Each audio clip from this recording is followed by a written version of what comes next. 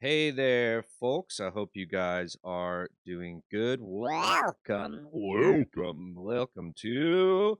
Advisory. Hope you guys are all doing well.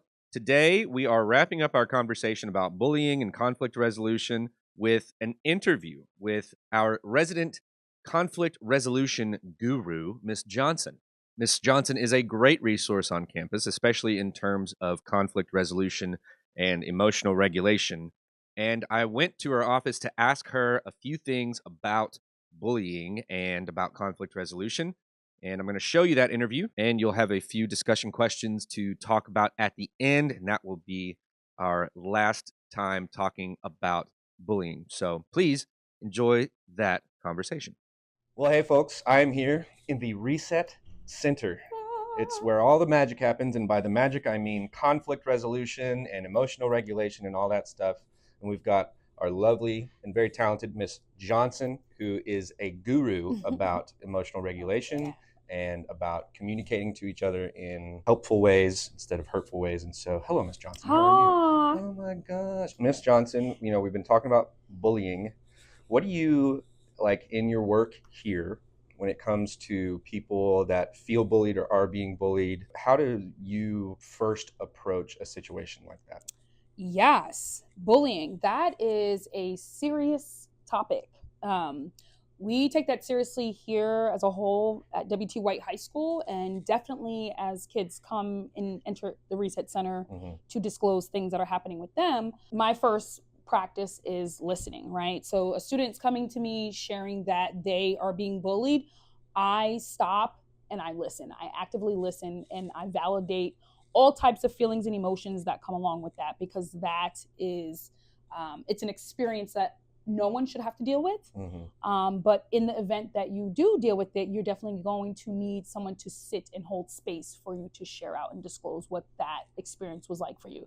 So the starting point is definitely validating that student, that person's experience with bullying. We've gotten some feedback from students that say like sometimes adults are not the best at doing that. Sometimes our friends are not the best at doing that. Like, what does it look like to validate someone's feelings? Maybe you don't want to feel like you're taking a side or not taking a side, but what does it look like to, regardless of what happened, just to listen to someone and validate those feelings? Yeah. So validating someone's feelings, it always looks like how you are presenting yourself, right? So when I think about myself, I am giving that person's my full attention, right? So I'm looking at them, I am nodding, letting them know that I am hearing what they're saying. My body language is going to say, hey, I am open and present and I'm here listening to you. And my mouth is closed for the most part. I'm just letting them share out and being able to process whatever comes to mind for them in that moment.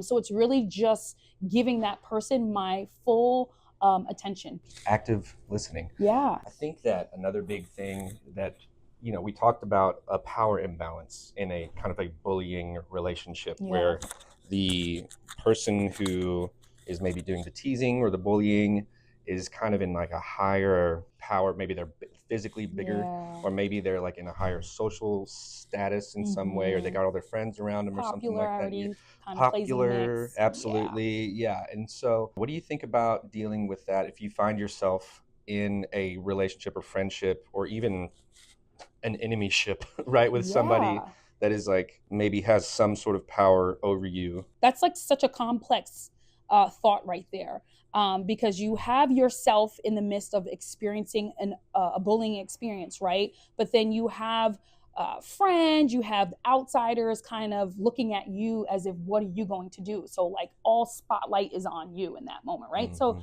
you're in a space of being vulnerable, and being having to do something that is going to be uncomfortable, having to speak up, having to do it's called self-advocacy, right? Being able to do something that you know is right for yourself in that moment. Yeah. So when I say thinking about doing things for yourself, that's self-advocacy. And that's a lot of times we're not comfortable doing that because that's like not the norm, right? We don't have in the forefront that we're about to get bullied. And so now I got to self-advocate. Right.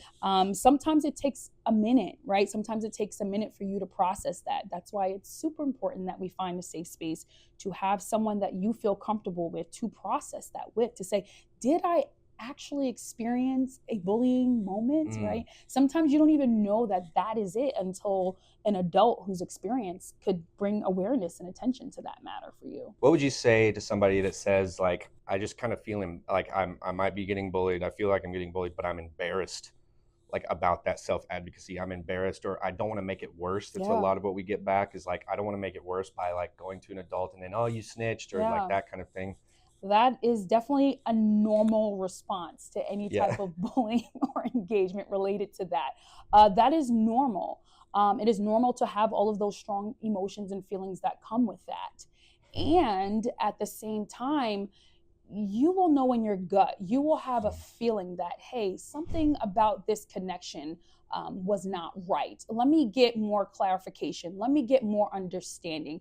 Let me maybe get some validation whether or not if this is considered a bullying experience. And again, just bringing back up adults in this building, any adult. If it's not me here in the Reset Center, we all have the same mission and vision when it comes down to bullying. So any adult in this building is held accountable to supporting students who come to them in as it relates to bullying matters here. What would you say like kind of the line is? Because you know sometimes we like adults will see something, it looks Yeah. like bullying, it's like, Mister, we're just joking around. You know, what would you say is like the line between joking around and actually this is like becoming bad for the person's mental health or Yeah. well-being? It's important that we also know as adults that y'all are all students, right? You are here to learn, and our job is here to teach you. So there are often times where students have come into my room to share different experiences that they weren't even aware that it was a bullying experience, right? They're coming to me laughing and joking, and I'm like, but Baby hey, girl, that wasn't good. awareness. Yeah.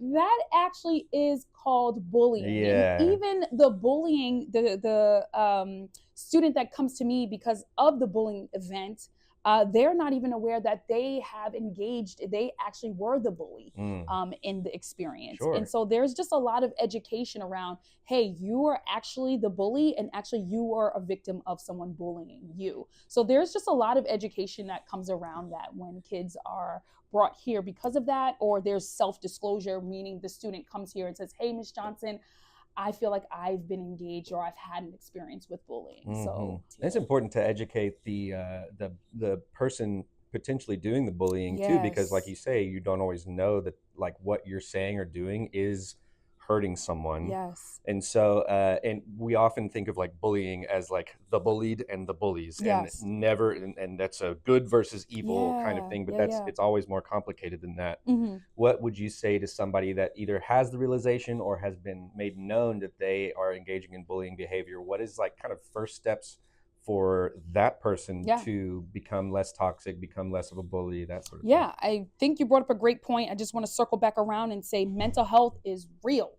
The things that you say and or do to someone can affect their mental health, right? thing? And when I say that, I say their well-being. Do they feel safe? Do they feel like they can be in a space with said person or said people and just be their true authentic self, right? That's the space that we create here. We're supposed to be creating here at WT White. So in the event that someone says that they don't feel that, that is always a red flag for me to say, hey, how do we fix this, right? And so then we come into play with strategies, interventions, restorative conversations, meaning where we try to do mediation with the two parties, two said students, to see what can we come or what can there be common grounds with, whether we can fix the relationship and fix the harm that was caused there, or how do we navigate moving forward in the sense that we can be positive, we can be good human beings and be able to be in the same space, not necessarily being best friends, but that we can collaborate and work and just kind of move together in a healthy manner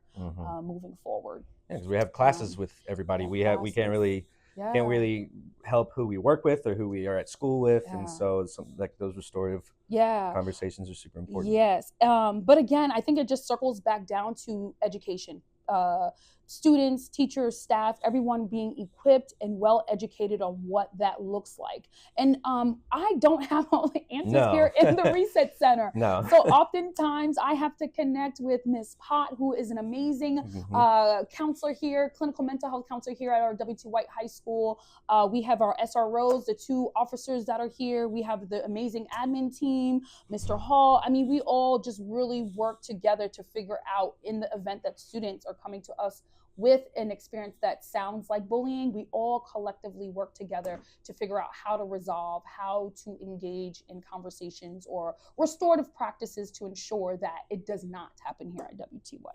If someone is experiencing some sort of victimization of bullying, or they're being teased, or they're doing this, you hear from adults all the time, just ignore it, let it alone, like do this. Sometimes that works, sometimes it doesn't. Yeah. It's like we say, every situation is unique and has to be worked through with all sorts of, from all sorts of different angles. Right, true. But what would you say are best practices whenever somebody who is at some sort of power differential, they're a little bit more powerful than you in whatever way, and they are treating you poorly, what were the first few things for you to tell that person to do? That person should feel safe and confident enough to go to an adult on campus who they can trust, who they know will be proactive in helping and supporting with the information that you will choose to disclose to said teacher or staff here. So the first step is telling someone who you trust. Sometimes that looks like, right, telling a safe friend, someone who you know will be able to hold space for that. But then oftentimes those students will come to me as well, or walk that student to me and say, hey, Miss Johnson, this is what happens. Because sometimes when you have a bullying experience, you don't have the energy. There's just something that happens to you emotionally where you're not at a place where you can speak up and speak for yourself, which is why it's important that we have friends that could do that for us as well. But yeah, self-advocacy looks like finding a trusted adult in the building to share your experience with. All right, and that's Miss Johnson. Thank you so much, Miss Johnson, for your very thoughtful answers. I hope you guys heard some good things there. Go ahead and go to the next slide to have the discussion with your advisory group. Be good to yourself, be good to others,